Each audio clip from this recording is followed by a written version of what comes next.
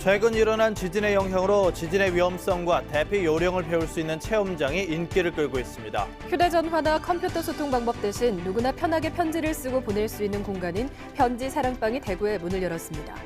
대구 경북 지역의 음식이 맵고 짜다는 점 말고도 식재료 선택도 다른 지역과는 다른 독특한 면이 많습니다. 영호남 교환 뉴스, 오늘은 이달 초에 개막한 광주 비엔날레에 볼만한 작품들이 어떤 것들이 있는지 소개합니다. 여러분 안녕하십니까? 9월 19일 월요일 아침 대구 MBC 뉴스투데이입니다. 긴 연휴를 끝내고 일상으로 돌아오는 첫날, 대체로 구름 많은 가운데 한낮에도 선선하겠습니다. 다만 태풍의 영향으로 동해 전해상에는 풍랑특보가 발효 중이고요. 그 밖의 지역도 바람이 강하게 불겠습니다. 이시정 기상캐스터입니다. 네, 연휴 잘 보내셨나요? 연휴 막바지에 우리 지역에 많은 비가 내렸는데요. 다시 일상으로 돌아가는 오늘은 대체로 구름만 많은 가운데 한낮에도 비교적 선선하겠습니다. 단 동풍의 영향을 받는 경북 동해안 지역은 오후까지 5에서 20mm가량의 비가 내리겠고요. 태풍 말라카스의 영향으로 도내 정해상에는 풍랑특보가 내려진 가운데 경북 내륙 지역에도 오전까지 빗방울이 떨어지는 곳이 있겠고요. 바람도 강하게 부는 곳이 있겠습니다. 현재 기온 살펴보면 대구와 안동 18도로 아침 공기가 꽤 선선한데요. 한낮 기온 대구와 안동 23도 선에 머물면서 어제보다는 약간 높겠지만 예년보다는 2, 3도가량 낮겠습니다. 이번 주는 대체로 맑은 가운데 한낮에도 비교적 선선하겠습니다. 날씨 정보였습니다. 지난주에 발생한 역대 최대 규모의 지진, 무엇보다 큰 지진을 겪어보니 어떻게 대처할지 막막했다는 분들이 많았습니다. 이 때문인지 지진을 체험하는 시설에는 평소보다 많은 사람들이 찾아서 높은 관심을 보였습니다. 도성진 기자입니다. 다양한 재난 상황에 대처하는 체험을 할 수 있는 대구 시민 안전 테마파크입니다. 추석 연휴의 끝자락, 평소 같으면 한가할 시간에 가족 단위 체험객들로 북적입니다. 지난 12일 지진의 충격이 채 가시지 않은 듯 소방대원의 설명을 듣는 모습이 어느 때보다 진지합니다. 경주 지진보다 강도가 높은 규모 6.0의 지진을 실내에서 체험하는 상황. 두꺼비 집이 우리 집에 여기 있습니다. 두꺼비 집 와서 엄마는 전원 스위치를 내려줍니다. 아시겠죠? 소방대원의 설명에 이어 건물이 심하게 흔들리자 가족들이 매뉴얼에 따라 침착하게 대처합니다. 먼저 가스 끄고 그거 가스 밸브 잠그고 불 끄고 문 열고 머리 보호하고 식당 밑이나 그런 곳에 있어야 될 거예요. 실외에서도 건물이 무너지고 폭발하는 상황을 경험하며 지진의 무서움을 몸으로 느낍니다. 어른 아이 할 것 없이 당황하기 쉬운 갑작스러운 재난 상황.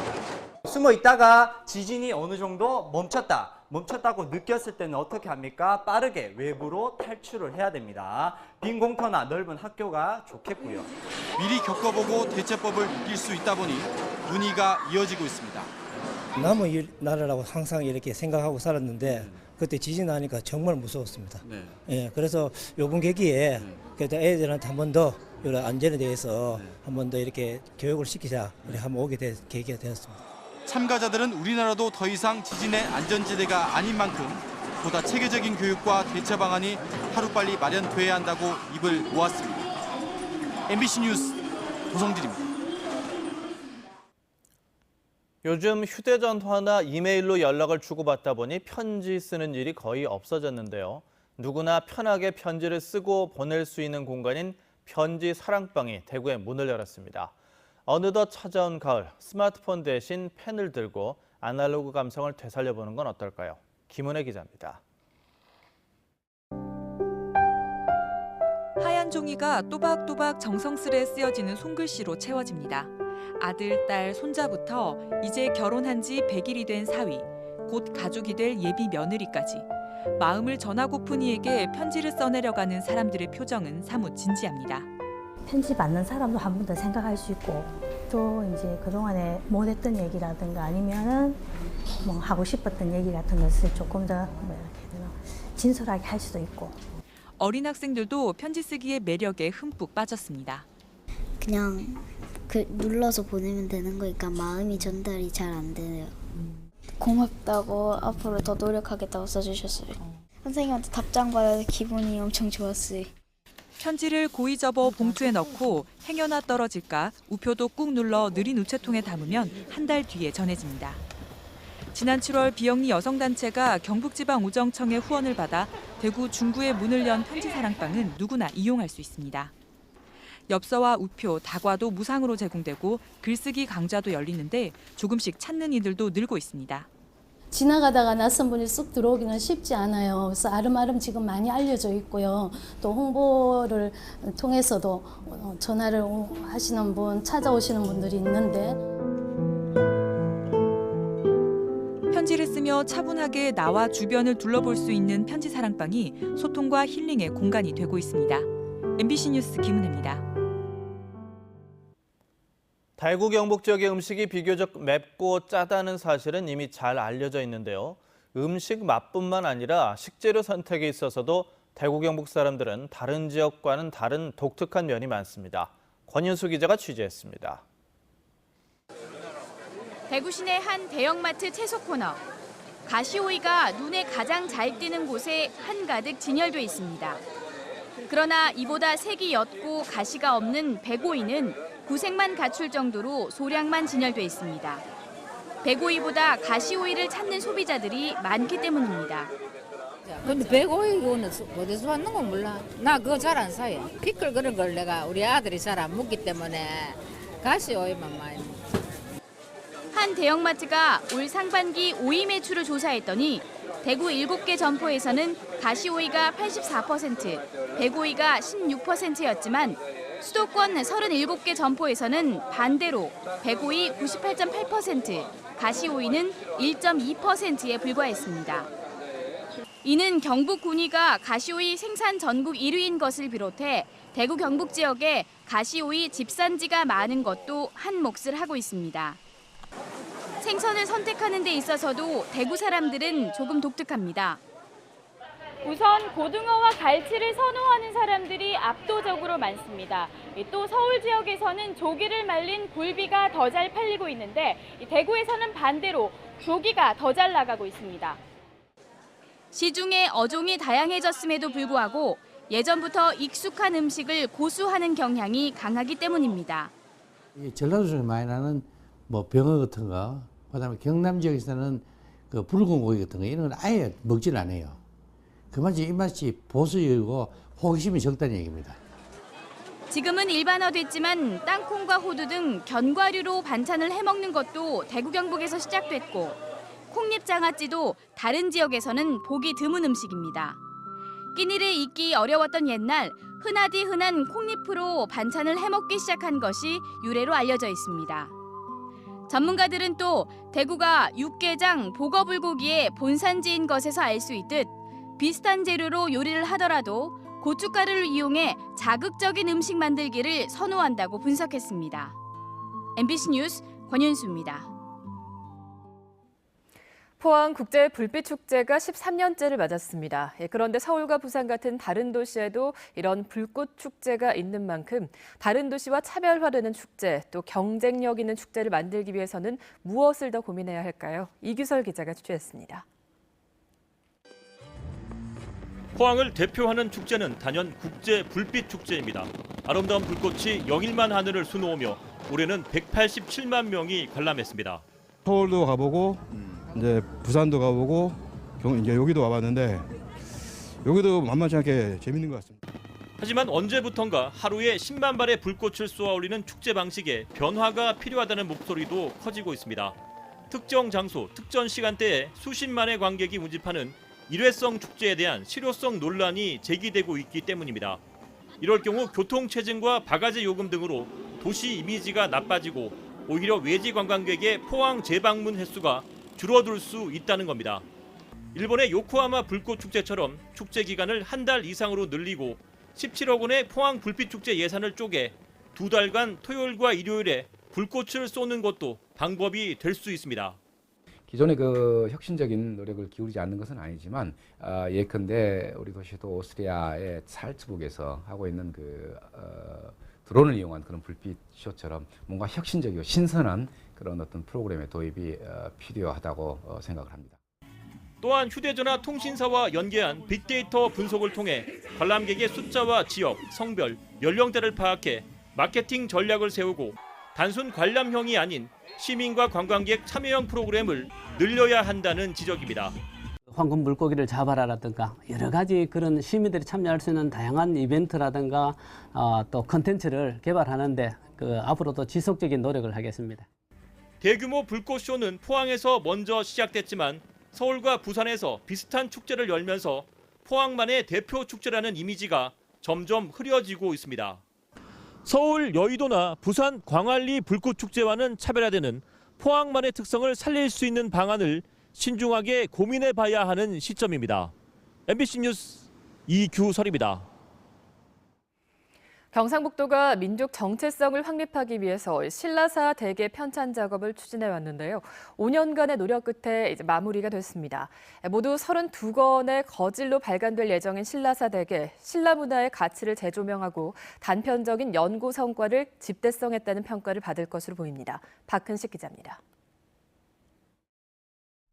신라 천년의 역사와 문화를 주제로 편찬된 신라사 대계는 연구 총서 22권, 자료집 8권, 축약본 2권 등 모두 32권으로 구성됐습니다. 136명의 신라사 전공학자가 5년여에 걸쳐 현존하는 모든 사료와 연구물을 고증 분석해 집대성한 것으로 전체 분량만도 12,000여 쪽에 이릅니다. 신라의 출발인 사로국에서부터 삼국 통일, 고려로 이어진 신라의 통사는 6개 시대사로 구분돼 정리됐습니다. 분류사는 정치, 경제, 문화 등 15개 주제로 세분화해 연구의 깊이를 더했고 5,400여 점의 사진을 곁들여 가독성을 높였습니다. 80년대 이후 지난 30여 년 동안에 우리 학계가 도달했던 이루어놓은 성과를 최대한 반영을 해서 대중과 함께한다.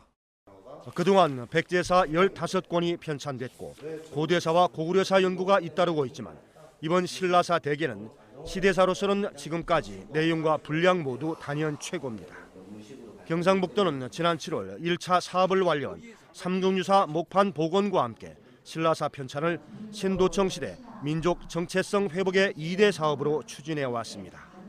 정인지 고려사가 편찬이 되어 있으면 신라사가 찬란한 그런 역사가 있음에도 불구하고 정리가 안 돼서 이번에 집대성하는 겁니다. 참 대단한 역사 복원과 정리 작업이죠.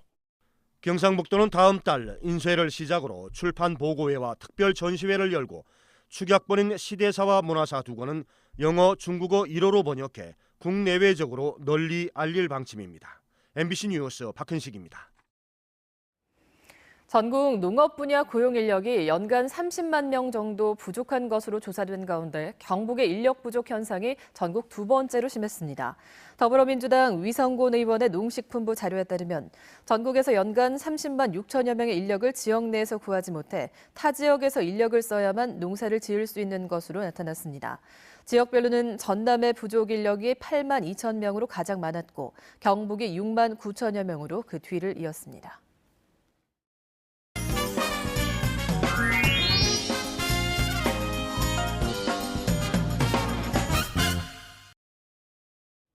영호남 교류와 협력을 앞당기기 위한 영호남 교환 뉴스 순서입니다.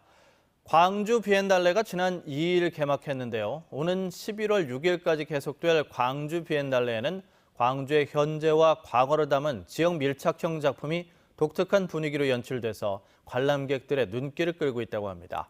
광주문화방송 박수인 기자가 전해왔습니다. 전시실에 들어서면 가장 먼저 널따란 서점이 눈에 들어옵니다. 올해 광주 비엔날레 주제인 예술의 사회적 역할을 잘 드러낸 이 작품은 80년 5.18 때 시민들의 사랑방 역할을 했던 녹두 서점을 재현했습니다. 나이 지긋한 여성들이 춤을 추며 한가로운 시간을 보냅니다. 5.18의 상처를 간직한 여성들에게서 영감을 얻은 네덜란드의 한 작가는 치유를 위한 공간을 작품 안에 담았습니다. 일반 사람들에게 그런 아픔을 딛고 일어서는 그런 모습을 보여주고 싶다고 그래서 저희들은 너무 고맙고 좋지요. 푸른 불빛을 따라 어두운 터널로 들어서면 세계적인 영화 제작자이자 저술가인 히토 스타이얼의 작품이 기다립니다. 소풍을 나온 듯 편하게 피크닉 의자에 앉아 그의 대표작인 태양의 공장을 감상할 수 있습니다. 영상 작품들로 채워진 제2전시실은 하나의 커다란 암흑상자로 구성됐습니다. 캄캄한 어둠 속에서 작가들이 바라본 다양한 세상이 모니터를 사이에 두고 관객과 만납니다. 이번 비엔날레 신진 작가 예술상을 받은 전소정 작가의 작품도 이곳에서 만날 수 있습니다. 작품들 좀 어렵게 느껴지기도 하고 영상 작품들도 많고 좀 색다른 것 같아서 새롭고 독창적인 그런 것들이 또 메시지를 전달해 주려고 하는 그런 작품들이 더 많았던 것 같아요. 시대를 탐색하기도 하고 상상력을 불어넣기도 하는 250여 점의 작품들이 광주의 가을을 풍성하게 채우고 있습니다. MBC 뉴스 박수인입니다. 다음은 부산문화방송 소식입니다. 한진 해운 사태로 촉발된 해운업의 위기가 결국 우리 일상생활에도 불편을 미칠 가능성이 큽니다.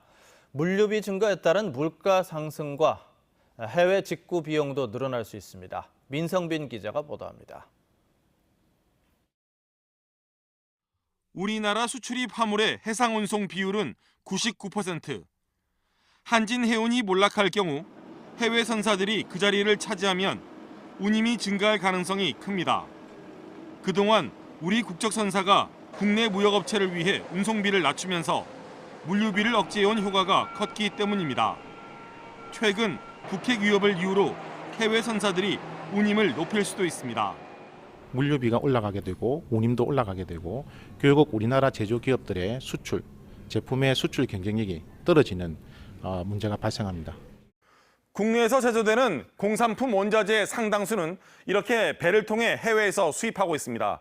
그런데 해상 운송 비용을 포함한 물류비가 증가하면 제조 원가는 물론 소비자 판매가도 함께 상승하게 됩니다. 특히 최근 증가하고 있는 해외 직구도 대부분 해상 운송을 이용합니다. 구매자가 부담해야 할 배송비가 상승할 가능성이 큽니다. 요즘 직구가 대세라고 할 수가 있는데 당연히 개인들도 한진해운이 없어진다면 그만큼 운송비 부담을 많이 갖게 되는 게 자명하다고 할 수 있습니다. 국내 1위, 세계 7위 해운업체의 위기로 인해 물류업계와 수출입업계는 물론 일반 시민들의 일상생활도 피해를 입을 우려가 커지고 있습니다. MBC 뉴스 민성빈입니다. 대구시 교육청은 오늘부터 29일까지 중학교 교원과 학부모들에게 2017학년도 고등학교 입학 전형 설명회를 갖습니다. 2017학년도 고등학교 입학 전형 기본계획과 전후기 고등학교 주요 입학 전형을 설명하고 마이스터고와 특성화고 입학 전형은 해당 학교 교사가 직접 설명을 합니다. 설명회에서는 대구교육청에서 제작한 입학 전형 가이드북도 제공하는데 오늘 오후 2시 대구교육연구정보원을 시작으로 29일까지 모두 12차례 열 예정입니다. 규모 5.8의 지진이 발생했던 경주 지역에 오늘까지도 여진이 잇따르고 있습니다. 기상청에 따르면 오늘 오전 3시 22분 경북 경주시 남남서쪽 9km 지점에서 규모 1.7의 지진이 발생했습니다. 현재까지 경주 지역에는 373회의 여진이 발생했으며 이 가운데 규모 4.0을 넘는 여진은 한 차례 발생했습니다. 문화재청은 지난 12일에 발생한 경주 지진과 관련해 피해 상황에 대한 점검을 한 결과 지금까지 60건의 문화재에 대한 피해가 발생한 것으로 잠정 집계됐습니다. 불국사와 석굴암 등 국가지정 문화재가 36건, 동린각과 경주향교 등 시도지정 및 문화재 자료가 24건이었습니다. 문화재청은 내일 복구팀을 대거 투입하고 긴급보수비 23억 원을 지원하는 한편 특히 기울기 변이 등이 발생한 첨성대는 정밀 안전진단과 함께 적절한 보존 방안을 조속하게 마련할 계획입니다. 대구시가 관내 주택과 토지 소유자에게 9월 정기분재산세 2,645억 원을 부과했습니다. 달서구가 587억 원으로 가장 많은 가운데 수성구가 508억 원, 북구 401억 원 순이었고 남구가 99억 원으로 가장 적었습니다. 올해는 지난해에 비해서 수성구가 69억 원, 달서구 44억 원 등 8개 구군 모두 재산세액이 증가했는데 신규 건축물이 늘고 주택가격과 공시지가 등 각종 고시가격이 올랐기 때문으로 분석됩니다.